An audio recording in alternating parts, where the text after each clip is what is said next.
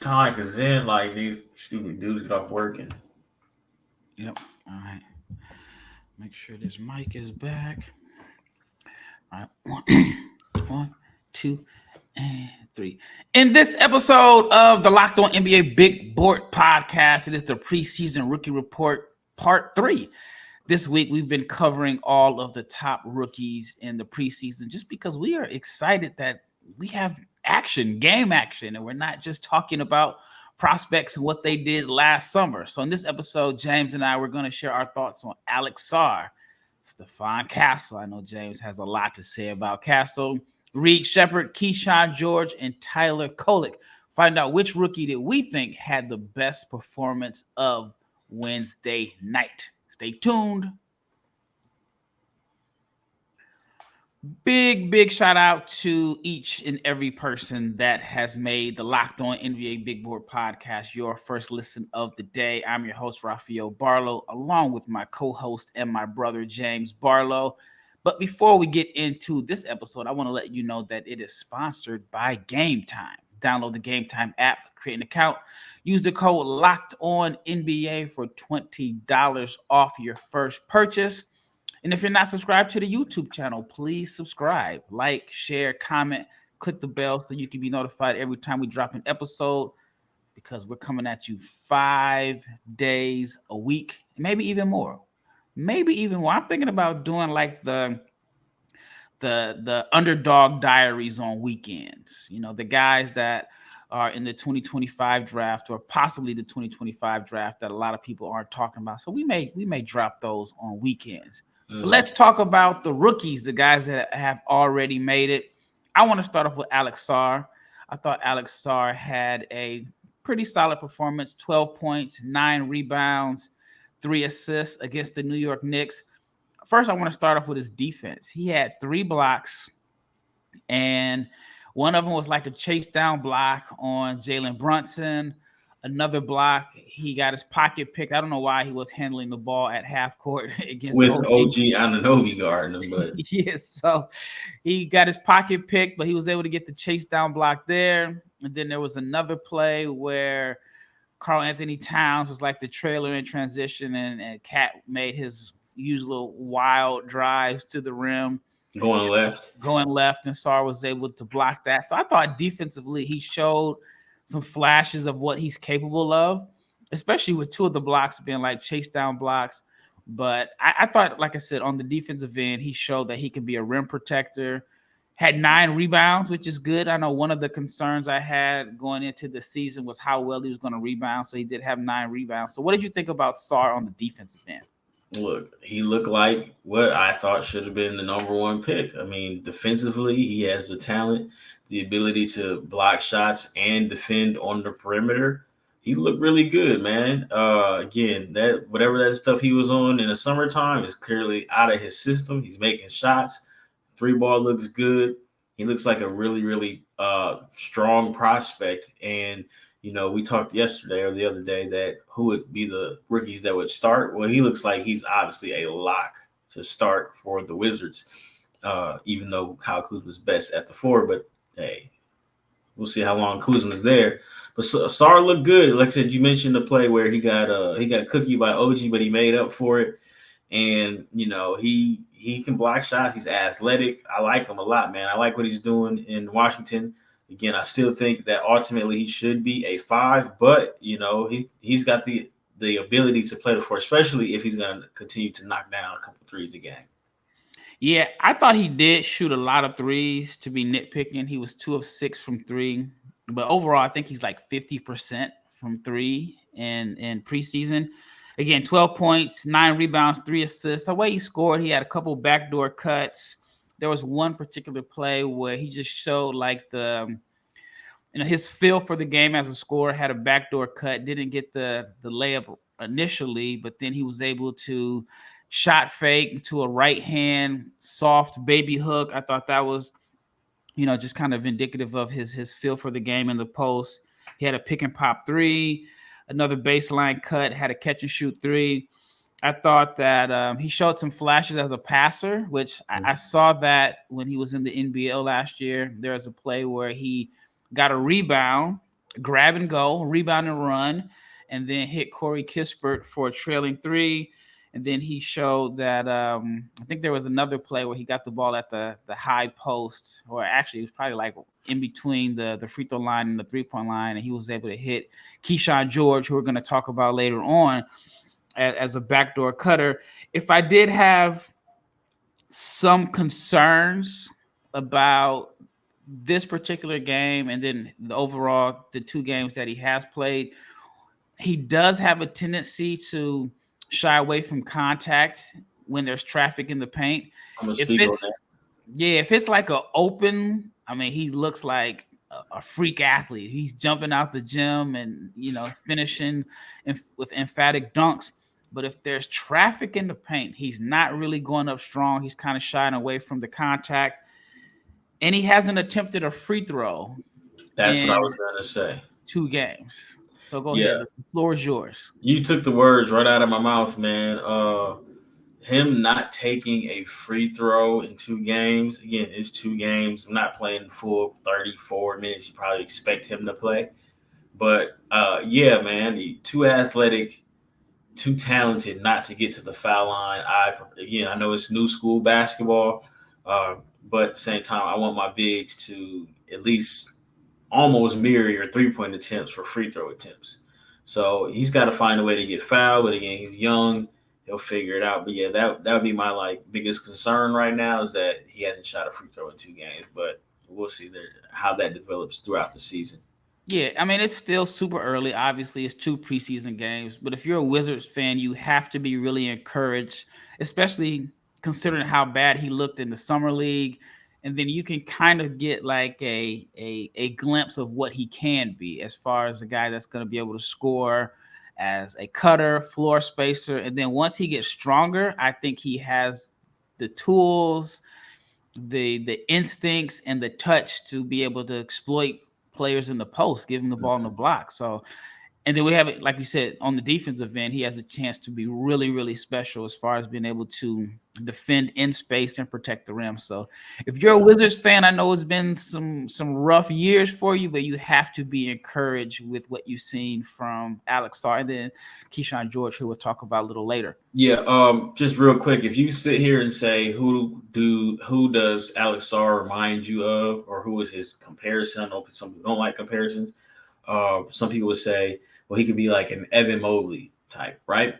Evan Mobley in his 3 seasons thus far shot at least 3 free throw attempts per game. So that's why I say he needs to get to the foul line and use all that talent, especially in the role position. You're going to get fouled, don't shy away from contact. So if that is your not best case scenario, but if you feel like Sarr has that kind of talent, then you would want him to mirror an Evan Mobley type free throw rate, which is, almost 4 a game.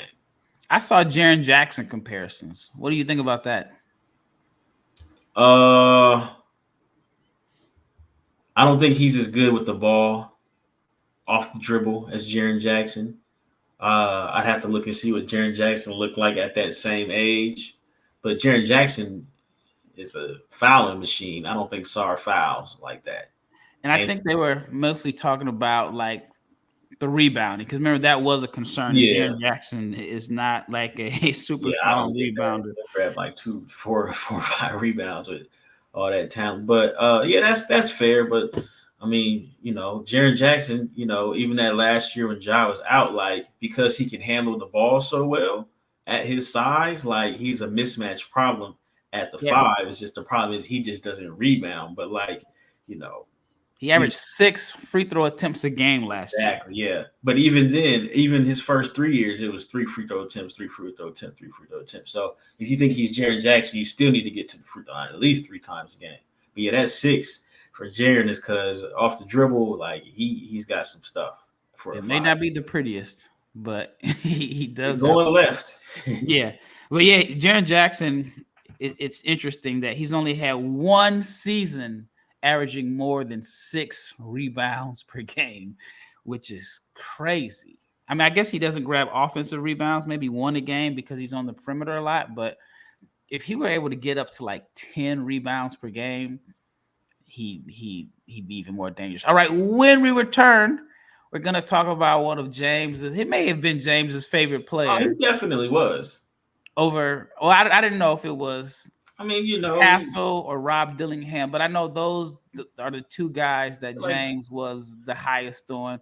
So I'm going to give James the floor so he can talk about Stephon Castle. I thought Stephon Castle had a good game. I saw some good things, but I thought we'll let James talk about that. All right, when we return, we're going to talk about Stephon Castle, but let's talk about the sponsor of today's show, Game Time, which is my favorite app when it comes to purchasing tickets. And Game Time makes it just basically takes the guesswork out of buying tickets. It makes the process easy, and it's not just for sports, it's for concerts, comedy, theaters, and more. I love that they have all-in pricing. All you have to do is toggle the feature on the app, and you can see the total upfront with no surprise fees at checkout. Also, you get a panoramic view from your seat in the app before you buy, so you know exactly where you're sitting and your view. And Game Time also has the lowest price guarantee. If not, Game Time will credit you 110% of the difference, and your purchase is covered with the most flexible customer service policy in the ticketing industry. So again, take the guesswork out of buying tickets with Game Time. Download the Game Time app, create an account, use the code LOCKEDONNBA for $20 off your first purchase. Terms apply. Again, create an account, use the redeem code LOCKEDONNBA for $20 off. Download Game Time today. All right, the floor is yours. Stephon Castle, 17 points, 4 assists, 2 rebounds. Go ahead. What are your thoughts on this performance? I spoke the Jimmy Butler, Brandon Roy prophecy over Stephon Castle this time last year. And I'm telling you, Rob, it's going to come to fruition. All right. The young man is a high level defender right now. We know that, very Jimmy Butler-esque. All right. He's got the handle of a Brandon Roy and the playmaking of, the Jimmy Butler. Now, is he shooting turnaround jumpers like either of them? Not right now. His game is a little bit more, high pick and roll, get to the basket. But, dude has tons of game, and you can clearly see it. He has 17 points on 4 of 9 shooting, right? 2 of 5 from the three-point line. Again, if he's shooting 2 of 5, obviously 40% may not be realistic. But like we talked about with Ryan Dunn, youngster is a confident shooter. And that is what you want from a guy who has shooting concerns. He's not passing up open shots. Now, there are so many things to like about Castle. Again, we talked about him playing defense. He was ripping guards, picking them up full court. He's going to be able to guard 1s, 2s, and 3s. Jump shot still is a work in progress. But his stint at Connecticut has taught him how to play without the ball in his hands, and he cuts. And when you play with Victor Wembanyama, who's going to get double teamed, who's going to draw all kind of attention, you're going to have to be able to cut. Just like Jimmy Butler does cut, he does play well off the ball. I'm telling you, man, Castle is that dude. And even when his first game, he turned the ball over, but you can clearly see his feel for the game, his handle, his shiftiness, his pace. Him being able to get to the rim every single time is a problem.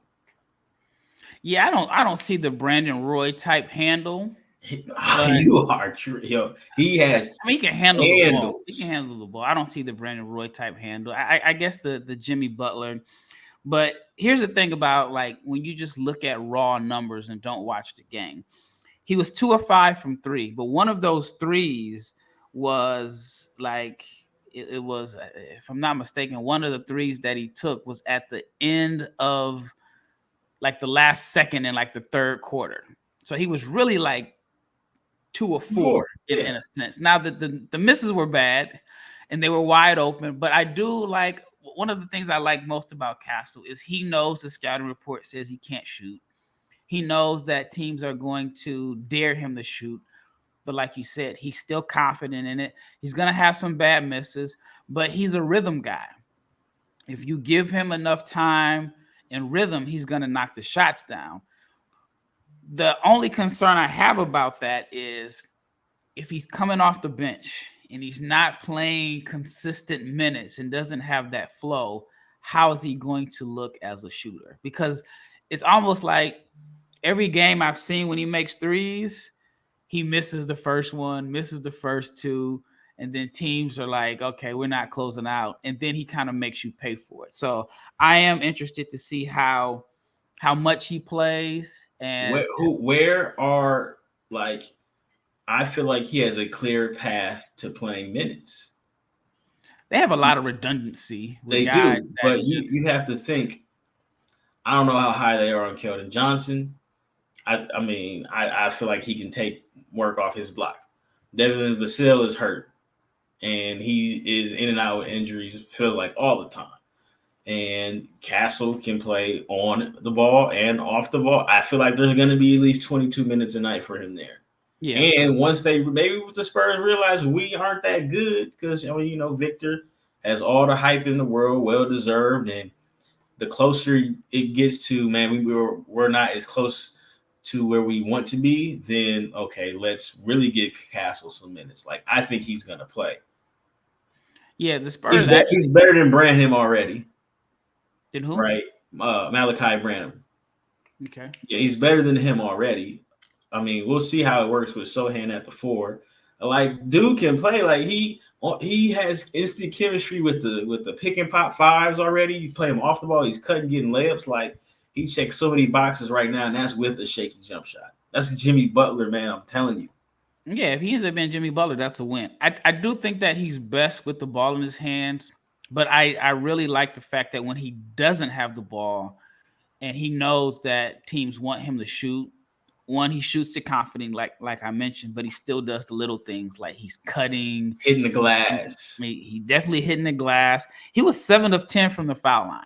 So he got to the foul line 10 times on whether it was just drives to the rim or in transition. So I thought he played well, but I still think he's just best with the ball in his hands. Now, if he's on the floor with Chris Paul, that's not going to happen. But I thought they played well together. I do think, obviously he was a top 5 pick. I do think that somebody is going to have to get shipped out of San Antonio. They're going to clear minutes out for him, which is unless your name is Victor, unless you speak French. Hey, man, don't get a 30-year mortgage, dog. You got to move. Let's talk about Reed Sheppard.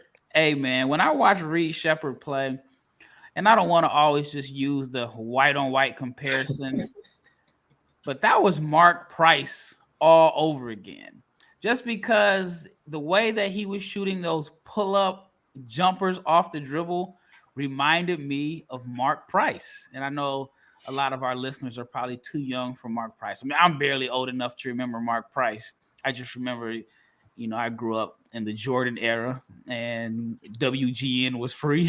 So you were able to watch, the Cavs and the Bulls play all the time because they're in the same division. But Mark Price was really good. If I'm not mistaken, he's part of the 50-40-90 club. I think so. Reed Sheppard will join that club. Easy. He might even join it this year. When you think of Reed Sheppard, you know that he's a shooter, right? And I think a lot of people just think that he's a 3-point shooter. I know he's going to shoot threes at a high volume, but he's not going to get a crazy amount of open looks. They're going to run him off the line. And one of the things that he has been able to show so far in the preseason is that if you run him off the line, he's going to make you pay because he can shoot the pull-up jumper. There was a play where A.J. Mitchell did a really good job closing out, I thought, but Reed was able to drive to his left, shoot the pull-up jumper. There's a play where he had the ball at the top of the key, got the screen, drove, instead of going all the way to the cup, shot like the fadeaway pull-up jumper, like going to his right. He's going to be good. How long can Fred VanVleet hold on to that position? I think it's similar to what's not exactly the same thing in San Antonio, but Houston is for whatever reason in win now mode. I think Ime saw his boys get that championship and he's like, Teddy put he was in win now mode when he got there. Like he changed the culture. Listen to me, man. I feel like he feels some kind of way about watching the team that he took to help go to the finals when he's not there. And again, they made moves to bring in veterans. They brought in Van Vliet last year. They brought in Dylan Brooks. And depending on how these things go, I mean, good or bad, I feel like they're going to be sellers soon on Brooks and Van Vliet. You can already see that Amin Thompson might be sliding himself into that 3 spot. So yeah, I like Reed, man. Reed's gonna get to it. Reed's gonna get whatever he wants in drop coverage. You almost have to chase him off. You can't even chase him off. You have to chase off the 3-point line, and you're gonna have to chase him off that free throw line pull up jumper because that's like a layup for him. You almost want him taking layups on some like how they defend Chris Paul 5 years ago, where it's like, look, him taking a layup is a lower percentage than him taking that mid-range pull-up. But Reed is really good. Yeah, I don't know when he's going to crack. And maybe they take the whole year because I think Houston is going to be good. I don't know if they're going to be not playing team good, but maybe they finish out the whole year with Fred and Dylan Brooks. But eventually, that's Reed Sheppard's job for sure. Yeah. One of the things I want to do this year in this podcast is like really paint a picture of how guys are being used and how they're scoring. I wish that we could, play video for those that are watching on YouTube, but I got to paint the picture. So one of the ways that I noticed how they were using him, even off the ball, like there was a play where he started off in the corner and then it was like a dribble handoff. And on the dribble handoff, he got to the elbow, money. Easy jumper. And the play that really caught my attention was he was in transition. I know you saw this play. He was in transition, and it's only his second preseason game, but the scouting report is out.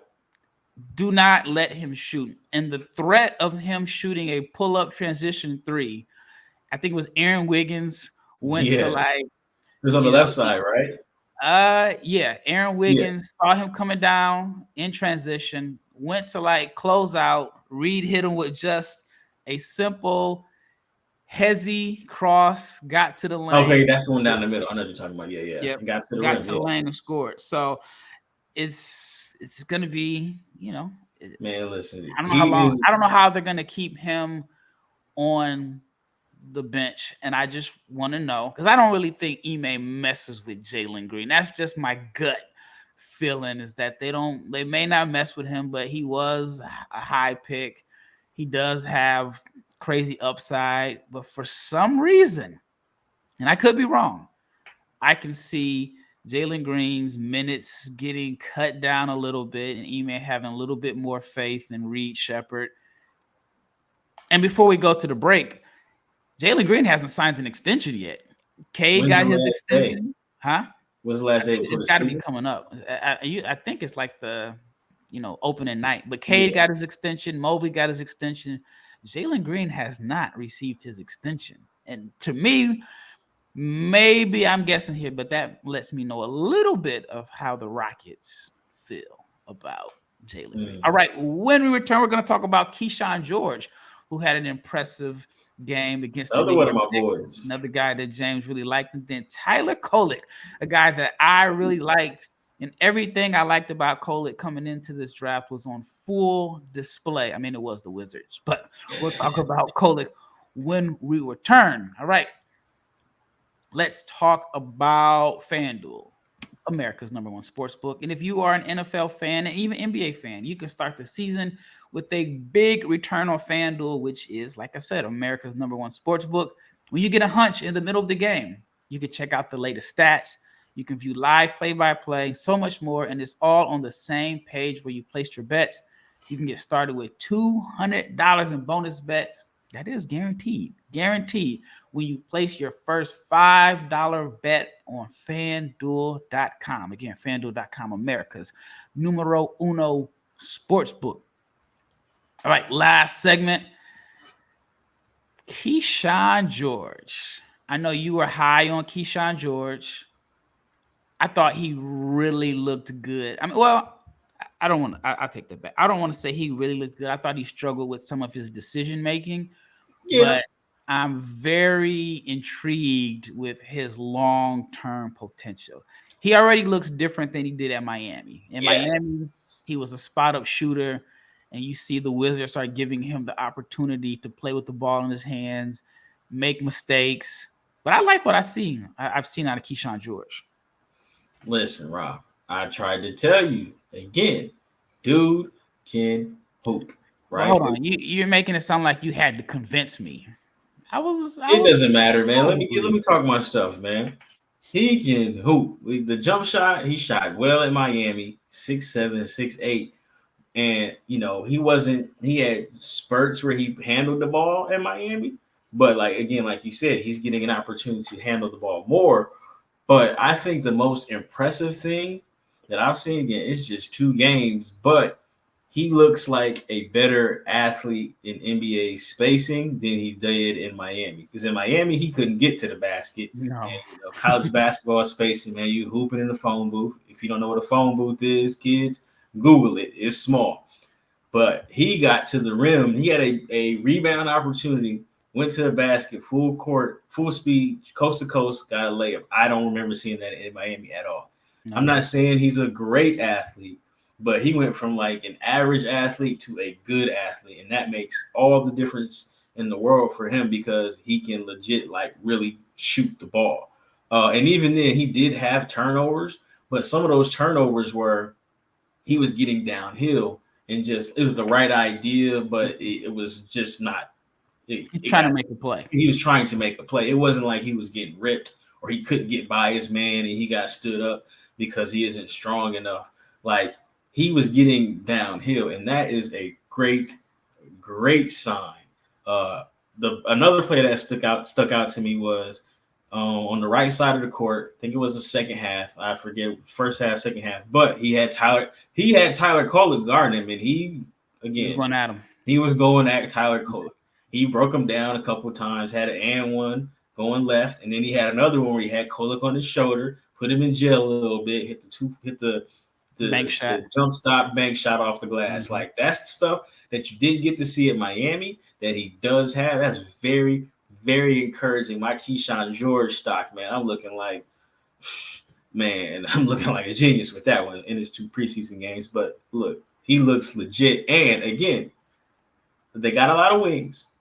They got to get Kuzma out of there. I think that there is a way that he plays because not only can he shoot, Kispert can shoot, but not only can he shoot, he can pass and he can make plays. Kyshawn George. Yeah. I mean, on the genius part, pump your brakes, slow down. Man, listen, man. One of these days, man, I'm going to come in here like Ray J, man. I'm just not going to be humble, man. But I got to keep building up my resume real quick first. But go ahead. Yeah, no, I thought he played really well. And it's almost like we had the same notes. One of the things you forgot to mention on that coast to coast, it was the behind the back. Oh yeah, that was fluid. That he I think, was it Josh Hart? It was like he got a steal, but right when he got a steal, it was like Josh Hart looked like maybe he was trying to take a charge, hit him with the behind the back, same motion, wasn't playing too fast, used his pace, used his eyes to kind of look defenders off and finished. And I remember, like, in my head, I was thinking, like, I definitely didn't see that at Miami. No way. He looked more athletic. And again, he's not jumping out the gym, but he looked more confident finishing at the rim. And then even with the play where Sarr had the ball and Sarr hit it with the backdoor cut, he finished like he was confident getting to the rim. And it sounds simple, but if you watched him at Miami, he was not a good finisher at the rim, didn't look athletic, didn't even look like he had the vertical pop to finish above the rim. Looked like he had on Tim's at Miami. Yeah, it looked like he was playing in Nike Go-Domes or something like that.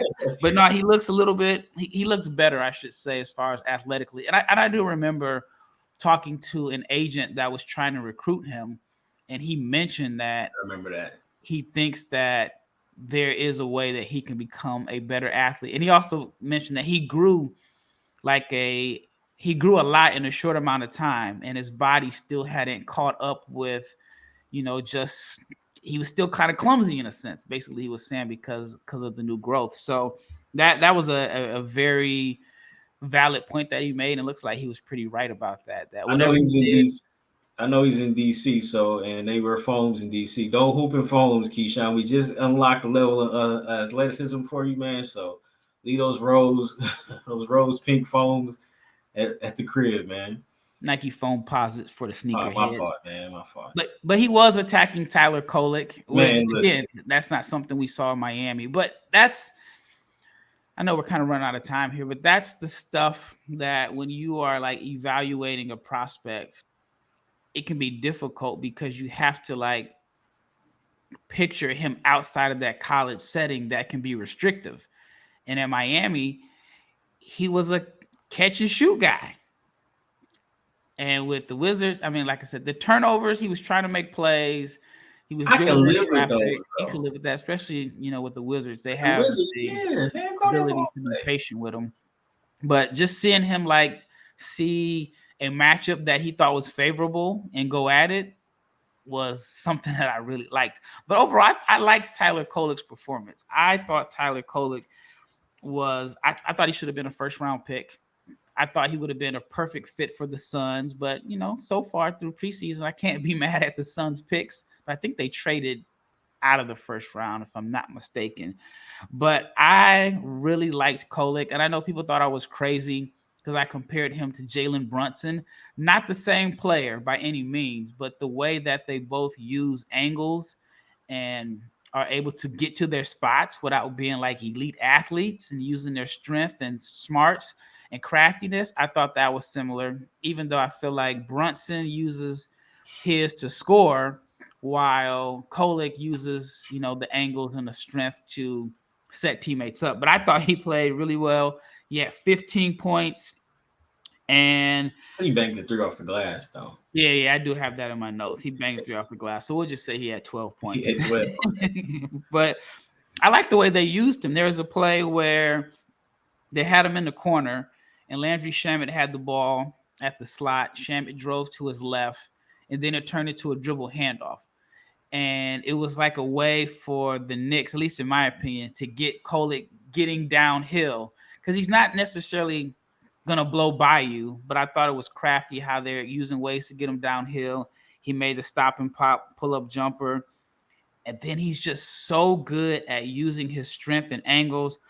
There was a play where I don't know who was guarding him, but he got a ball screen. He was going left, and he put the defender in jail, and then he stopped.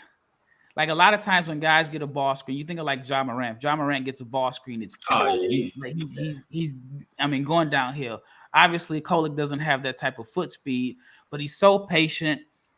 He stopped, and then and I remember like Mo Williams was telling me this, as a ball handler, if you stop, the defender has to stop. Mm-hmm. He stopped, the defender stopped, then he leveraged like creating the contact, and then got the defender, like he wanted the defender to like bump him, got him on his right shoulder, got lower than him, and just took him for a ride to the rim. I believe that was on Koulibaly.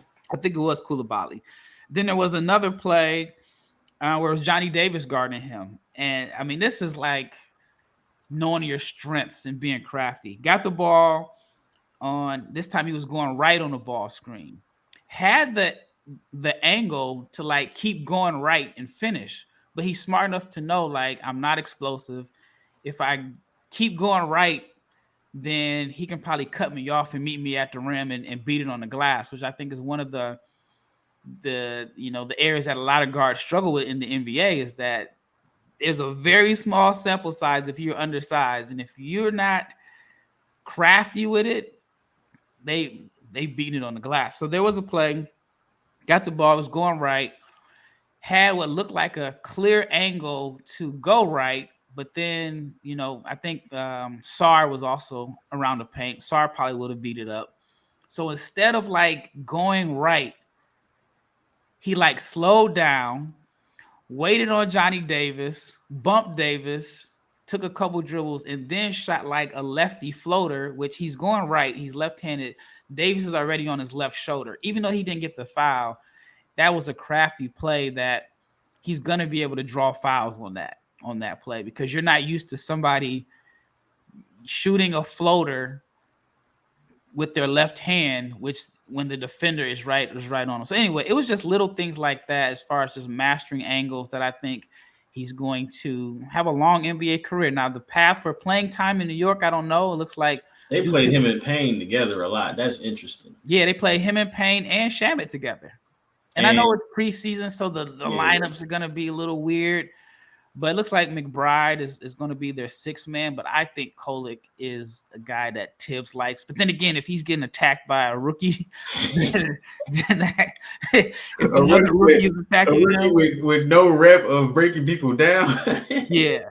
But overall, I thought Tyler Kolek played well. Yeah. Just one last thing on Kolek. His most impressive play to me, he has like instant chemistry with Ariel Hukporti. Another rookie, shout out to him. But he had a play on the right baseline where, because he's such a very good passer, he froze the help defense and just like snuck a little like reverse layup on the baseline, and he made it. And I'm like, that's because the dude is worried about him hitting Hukporti on the roll. So like, I like Kolek. Again, the first round pick was a little too rich for my blood, but you can tell he is going to have a long career playing basketball. And there was another play with Hukporti where he got the ball screen, was going left, and then he faked the pass to Hukporti, who was rolling, froze the defender for like half a second, and then the defender, usually if you fake a pass, you're going to shoot. Then the defender jumped on his left hand to block the shot, and then he was able to dump it off to Hukporti, who finished with a dunk. So anyway, I thought Tyler Kolek played really well. Well, that wraps up this episode of the Locked On NBA Big Board Podcast. Once again, thank you for making this your first episode of the day, your first listen of the day. Now for your second listen, I want you to check out Locked On Fantasy Basketball. You can become a fantasy basketball expert and get the edge over your league mates with daily tips from Josh Lloyd. You can find Locked On Fantasy Basketball on YouTube or wherever you listen to your podcast. Once again, it is Rafael and James Barlowe with Preseason Rookie Report Part 3, and we are out of here.